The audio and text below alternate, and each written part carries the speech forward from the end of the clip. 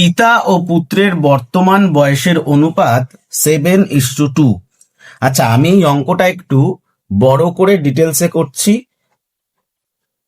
পরে কোনো সময় আমি তোমাদেরকে শর্ট করে দেখিয়ে দেবো। এটা সবার বোঝার জন্য করছি। পিতা পুত্রের এই বয়সের অঙ্কগুলো তো প্রত্যেকটা এক্সামে আসে।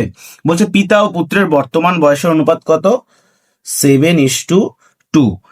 5 বছর পরে তাদের বয়স অনুপাত 8:3 হয়। আচ্ছা, ধরে নিলাম পিতার বয়স 7x ও পুত্রের বয়স 2x। তাহলে 5 বছর পর তার বয়স কত হবে? 7x যোগ 5, আর এর বয়স হবে, পুত্রের বয়স হবে 2x যোগ 5। ঠিক আছে, তাহলে বলছে এই সময়ে তাদের বয়সের অনুপাতটাও বলে দিয়েছে। তার মানে 7x যোগ 5 বাই 2x যোগ 5, এই সময় তাদের বয়সের অনুপাত কত বলে দিয়েছে? 8/3।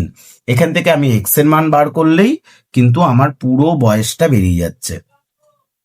এক্স এর মান 3 ওপাশে যাচ্ছে। এটা একটু বড়, কিন্তু বুঝতে পারবে তোমরা। এরপরে আমি অন্য কোনো ভিডিওতে যখন আমি এরকম টাইপের অঙ্ক পাবো তখন শর্টকাটে দেখিয়ে দেবো। 3×7 21x যোগ 3×5 15 সমান সমান 16x প্লাস 8×5 40। এক্স গুলোকে এক জায়গা করি, 21x মাইনাস 16x সমান সমান 40 মাইনাস 15। তাহলে এই পাশ থেকে কত বেরাচ্ছে? 5x, আর এই পাশ থেকে কত বেরাচ্ছে? 40 মাইনাস 15, 25। তাহলে এক্স এর মান বেরাচ্ছে কত? 5। তাহলে পিতার বয়স কত? কি চেয়েছে প্রশ্নে? পিতার বর্তমান বয়স কত? পিতার বর্তমান বয়স 7x।